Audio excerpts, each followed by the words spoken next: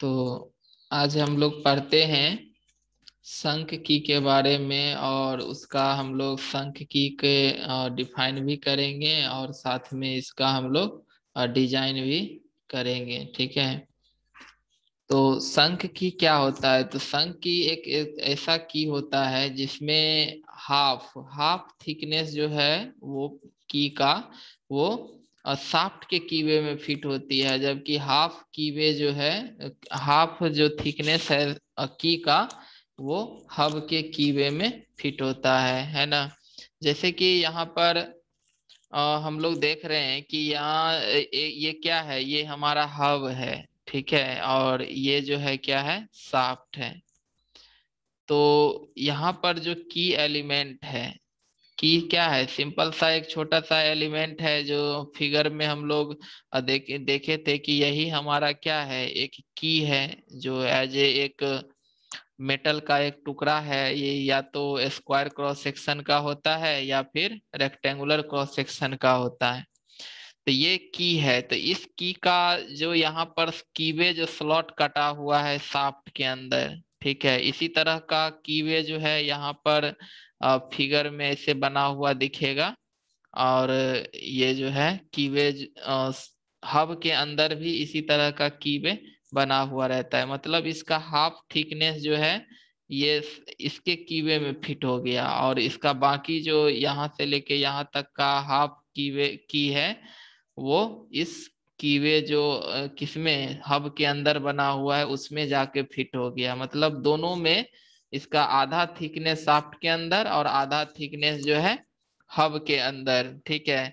तो इस तरह का जो की होता है उसी को हम लोग कहते हैं संक की। तो संक की के पास क्या क्या एडवांटेज है इसका, चूंकि आज के डेट में भी काफी वाइडली यूज है ना। तो इसमें पहला चीज तो है कि जो कीवे होगा वो शाफ्ट और हब दोनों में होगा। इसमें बहुत शाफ्ट और बहुत हब में जरूरत होगा। दूसरा चीज ये करता है कि जहां सैडल की बाय मीन्स ऑफ फ्रिक्शन से पावर ट्रांसमिट करता था, ये bye means of shear resistance. अब जैसे ये शाफ्ट जो है अगर रोटेट करेगा तो ये हब को भी रोटेट करेगा, क्योंकि ये दोनों क्या है, की से जुड़ा हुआ है। तब स्वाभाविक है कि जब तक ये की शियर नहीं कर जाएगा यहाँ से, ये दोनों जो है यहाँ पर जैसे एक हाफ की भी तो शाफ्ट में है, हाफ की वे हब में है, दोनों के बीच जो है यहाँ पर शाफ्ट, ये चूंकि शाफ्ट के अंदर यहाँ पर फिटेड है, तो शाफ्ट अगर ये घूमेगा तो ये की को जो है से यहाँ पर इधर की ओर फोर्स लगाएगा, है ना, कीवे को। ये हाफ की जितना शाफ्ट के अंदर है उसको वो अपने डायरेक्शन में फोर्स लगाएगा, जबकि हब जो है एक दूसरा शाफ्ट से जुड़ा हुआ है, तो इस मोशन को, शाफ्ट के मोशन को ये अपोज करेगा तो ये उल्टा डायरेक्शन में फोर्स लगाएगा। तो यहाँ पर दोनों के बीच में क्या होगी, शियर होगा, है ना। तो बाय शियर रेजिस्टेंस अब की जितना ज्यादा होगी वो उतना ही अच्छा से पावर को ट्रांसमिट करेगा। तो इसको हम लोग एज ए एक पॉजिटिव ड्राइव भी कहते हैं। ये एक क्या है, पॉजिटिव ड्राइव है, इसमें स्लिपिंग की चांस 0 है। तो यहाँ पर जो है तो जो रिलेटिव मोशन है, तो पहला चीज जो पावर ट्रांसमिट कर रहा है शाफ्ट जो से हब के ऊपर, ये by shear means shear resistance के कारण ये पावर जो है शाफ्ट से की पे जाता है और की से फिर पुनः हब पे चला जाता है। दूसरा चीज है कि इस दोनों के बीच का जो रिलेटिव मोशन है शाफ्ट और हब का, वो भी बाय शियर रेजिस्टेंस ऑफ की, और वो रिलेटिव मोशन इसके दोनों के बीच में होने नहीं देता है। मतलब जितना स्पीड से शाफ्ट घूमेगा उतनी ही स्पीड से हब भी रोटेट करेगा। ठीक है। तो स्लिपिंग की पॉसिबिलिटी इसमें 0 होती है। तो आज हम लोग इसको डिजाइन करेंगे। जैसे अगर हम एज्यूम कर लें या जैसे हम बताएं कि स्क्वायर की मतलब की जो होता है वो जनरली स्क्वायर या रेक्टेंगुलर इन क्रॉस सेक्शन होती है। हम लोग अगर as a rectangular cross section को एज्यूम करें, इसी में अगर लेंथ और विड्थ मतलब लेंथ और जो हाइट है, डेप्थ है, दोनों बराबर हो गया तो स्क्वायर है, दोनों अलग अलग हो गया तो रेक्टेंगल। तो हम मान लेते हैं कि ये की का बी जो है उसका विड्थ ऑफ संक की है, मतलब ये उसकी हम क्रॉस सेक्शन को, मतलब हो गया कि यहाँ जो की हमको दिख रहा है इसका हम कोई भी एक क्रॉस सेक्शन ले लिए, तो ये उसका हाइट h है और ये उसका विड्थ क्या है b है, और ये उसकी लंबाई है, की का लंबाई है l। ठीक है, तो l क्या है, की लंबाई है, b क्या है, तो विड्थ ऑफ की है, और एच जो है उसकी हाइट ऑफ संक की है, डी हम लोग एज्यूम किए हैं डायमीटर ऑफ शाफ्ट को, पी हम यूज किए हैं फोर्स ऑन की। जैसे कि यहाँ पर आधा की जो है शाफ्ट के अंदर है और आधा की जो है हब के अंदर है, ये शाफ्ट के अंदर है और ये जो है यहाँ से हब के अंदर है। तो शाफ्ट यहाँ पे ऐसे इस तरह से यहाँ पे अंदर फिटिंग है, तो ये शाफ्ट इधर रोटेट करेगा तो यहाँ पर सर्फ की के सरफेस के ऊपर एक फोर्स लगेगा, है ना। तो वही हम लोग P जो है मान लिए फोर्स ऑन की। टी टी है टॉर्क ट्रांसमिटेड, चूंकि शाफ्ट का सेंटर यहाँ पे है और फोर्स जो है सो यहाँ पे लग रहा है। ठीक है, P जो है यहाँ पे लग रहा है, तो ये सेंटर से क्या है दूर है, तो यहाँ पर एक क्या होगा टॉर्क जनरेट होगा, तो वही हम मान लिए टी जो है एक क्या है टॉर्क ट्रांसमिटेड बाय की के द्वारा torque transmitted. Tau shear stress in की के अंदर, क्योंकि यहाँ पर शियर फोर्स लग रहा है तो इसके अंदर क्या डेवलप करेगा, शियर स्ट्रेस करेगा। ठीक है, इसके बाद हम लोग जो है एल जो है यहाँ पर, जैसे कि इसका क्रॉस सेक्शन में हम लोग मतलब साइड से देखेंगे तो इस तरह से दिखेगा, इस तरह से हमारा यहाँ पर फोटो दिखेगा, और इसका फ्रंट व्यू खींचेंगे तो इस तरह से फ्रंट व्यू बनेगा। तो एल जो है उसकी लेंथ है, लंबाई है। तो अब हम लोग देखिए यहाँ पर शाफ्ट तो ऐसे राउंड होता है, इस तरह से शाफ्ट राउंड होता है, लेकिन यहाँ पर एक कीवे जो बना हुआ है, इस कारण यहाँ से ऐसे कीवे बना हुआ है ना। तो हम यहाँ एज्यूम करते हैं कि यहाँ पर जो फोर्स लग रहा है वो एज एक टेंजेंशियल फोर्स है। पीक जो है एक क्या है टेंजेंशियल फोर्स है टू द शाफ्ट के डायमीटर के ऊपर ये लग रहा है।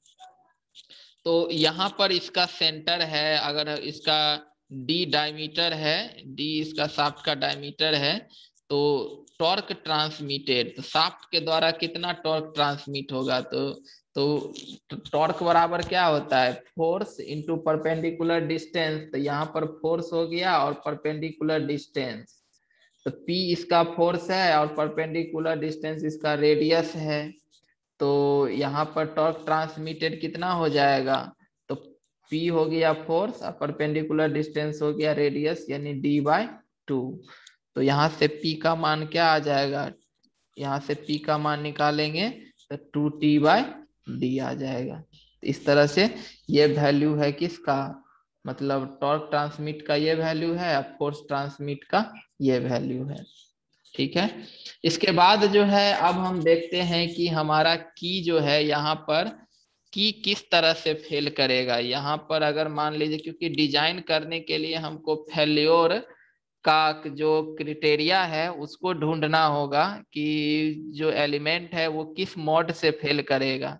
ठीक है, तो की जो है हमारा दो तरीका से फेल करता है, एक तो शियर कर जाए, पहला जो फेल्योर है वो क्या हो गया कि वो या तो क्या कर जाए शियर कर जाए। शियर करने का मतलब ये हो गया कि की जो है इस तरह से क्या हो जाए यहाँ पर ब्रेक कर जाए, मतलब दोनों एक दूसरे के जो जो की हब के अंदर है वो हब के अंदर ही रह जाए, और जो की शाफ्ट के अंदर है वो शाफ्ट के अंदर ही रह जाए, और बीच का जो जहां पर दोनों का जंक्शन है हब और की का, वहां से की जो है वो इस तरह से ब्रेक होगा। तो हमको मतलब साइड व्यू में इस तरह से टूटा हुआ दिखेगा, अब फ्रंट व्यू में जो है सो यहाँ से इस तरह से पूरा लंबाई में, यानी कि आधा लंबाई का की जो है वो हब के अंदर रह गया और आधा जो है वो किसके अंदर शाफ्ट के अंदर रह गया। और ये जब इसकी हम फ्रंट व्यू देखेंगे टूटा हुआ की का, तो हमको यहाँ से ये दो भाग जो है यहाँ से लेंथ लंबाई के अलोंग जो है ये दो भाग हमको इस तरह से टूटा हुआ दिखेगा। ठीक है, तो एक तो ये फेल्योर हो गया कि ये शियर कर जाए।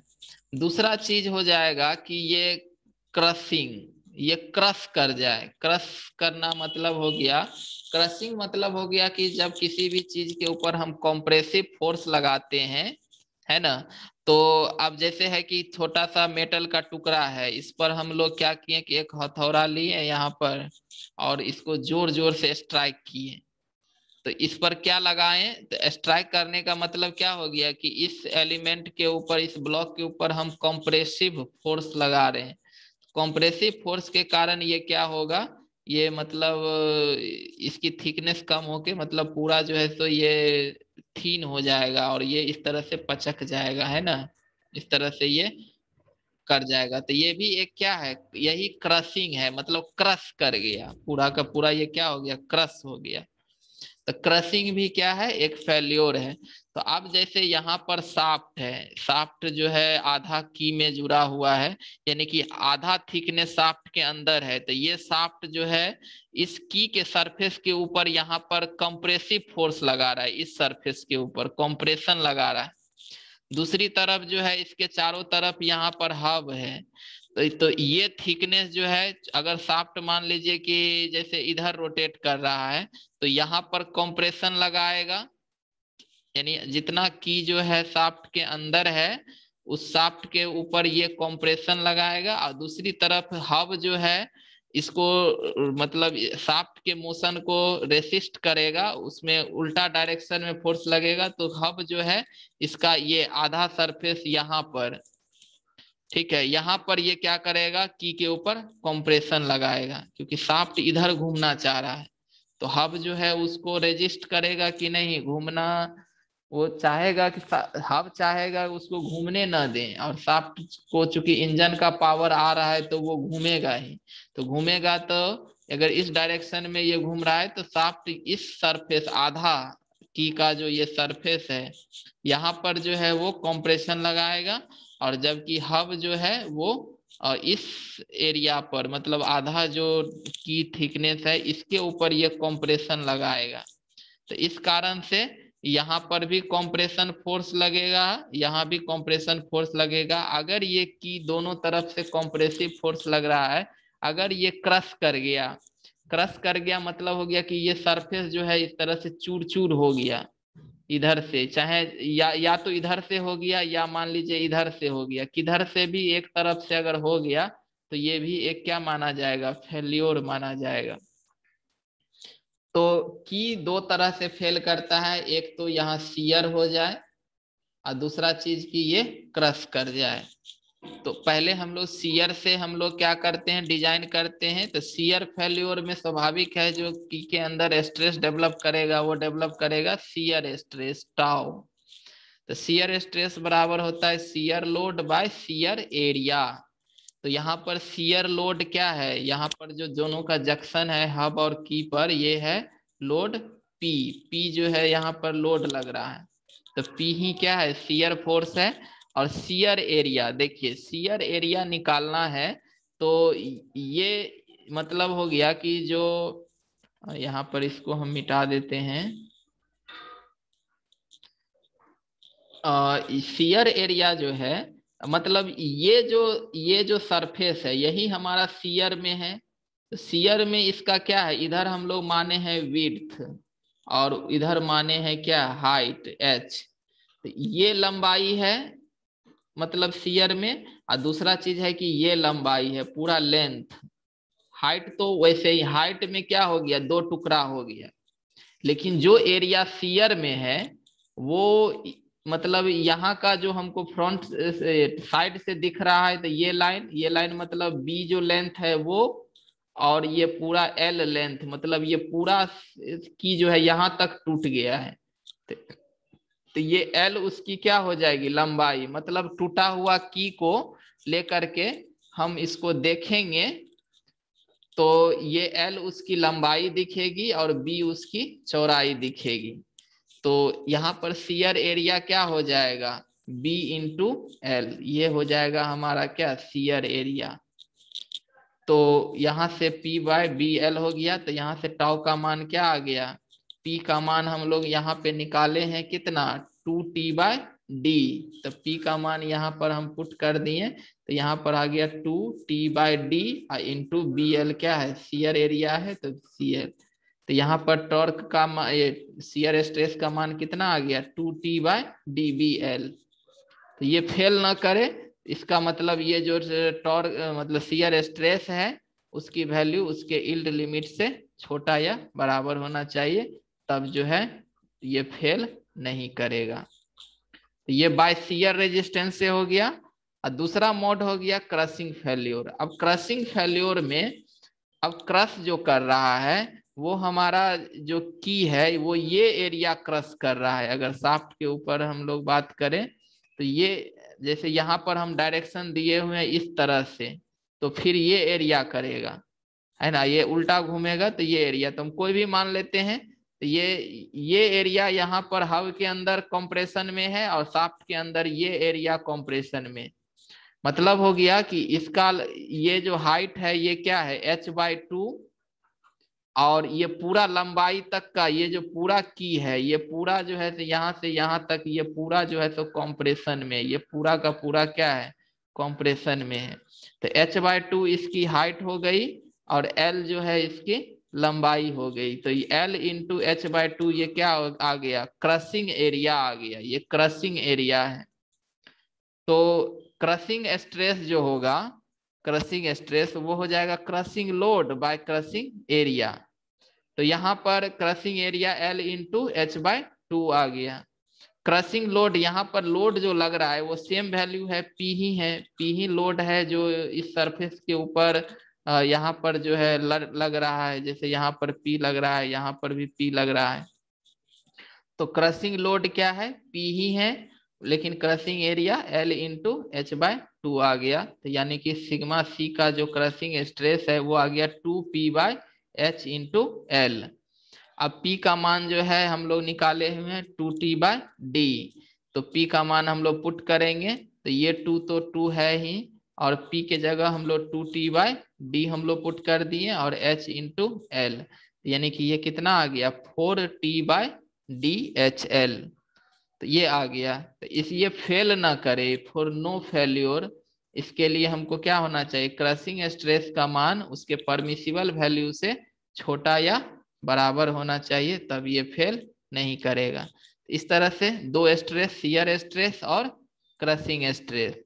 अगर हम स्क्वायर संक की बात करें तो स्क्वायर संक की में बी, ये जो विड्थ यहाँ बी माने है ये एच माने है, तो ये बी और एच अगर बराबर हो गया तो यही कहलाएगा स्क्वायर संक की। तो स्क्वायर संक की में क्या हो जाएगा, जैसे यहाँ पर टाउ का मान 2T/DBL है, तो यहाँ पर टाउ का मान हम लोग सेम लिख दिए हैं 2T/DBL। यहाँ पर सिग्मा C क्या है 4T/DHL।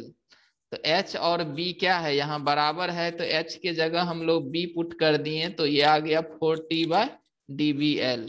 तो यहाँ पर हम क्या देख रहे हैं, एक रिलेशन आ गया कि अगर स्क्वायर संक की के लिए यहाँ पर जो क्रशिंग स्ट्रेस होगा यहाँ 4T है, देखिए नीचे का DBL सेम है, T सेम है, यहाँ पर 2 है, यहाँ पर 4 है।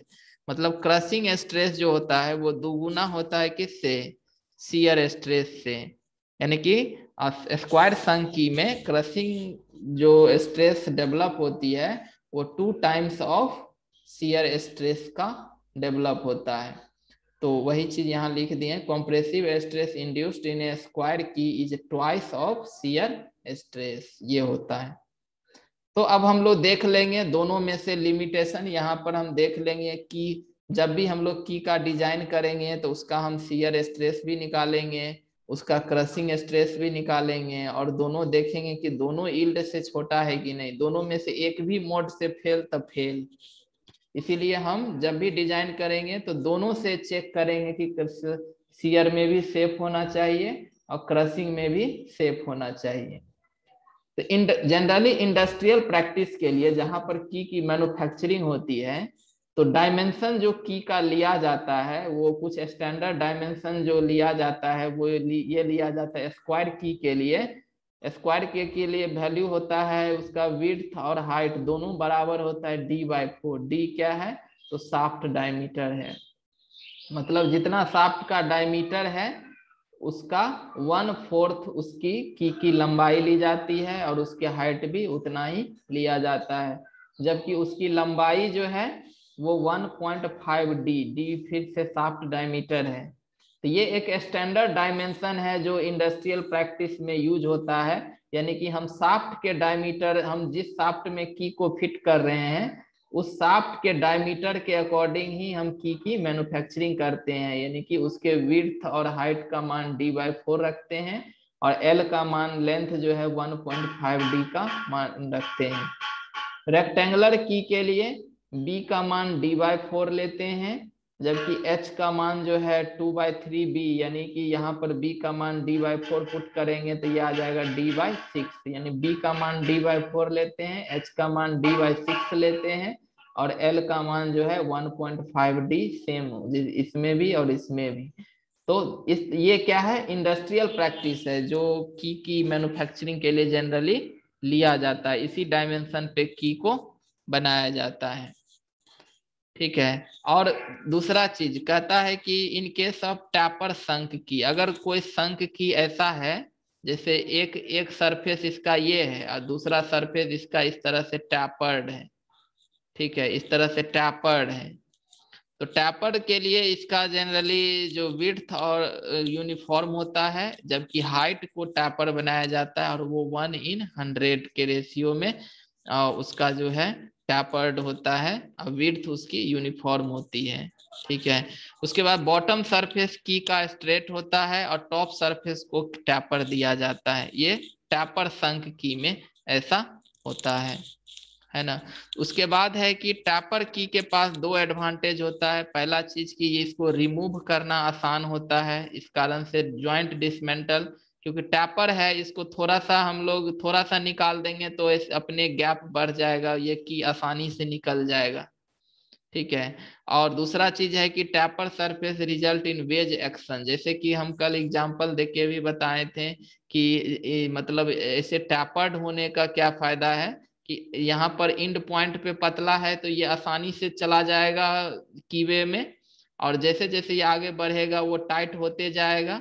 इसको हम लोग यहाँ से कंप्रेसिव फोर्स लगा के ठोक के इसको जब हम टाइट कर देते हैं तो ये धीरे धीरे वेज एक्शन से बाय फ्रिक्शनली ये काफी ज्यादा टाइट हो जाता है। तो संक की तो ऐसे भी पॉजिटिव लॉक है और दूसरा फ्रिक्शन भी मदद करेगा, तो फिर इसकी जो पावर ट्रांसमिटिंग कैपेसिटी है और बढ़ जाती है। इसीलिए टैपर सरफेस जो है वो रिजल्ट इन वेज एक्शन, और ये हमारा फ्रिक्शन फोर्स को इंक्रीज करता है, इससे हमारा ज्वाइंट जो है वो क्या बनती है, टाइट बनती है। तो इस तरह से हम लोग आज जो है संक की का डेफिनेशन एंड डिजाइन पढ़े, उसकी फेल्योर देख लिए कि किस तरह से वो फेल करता है।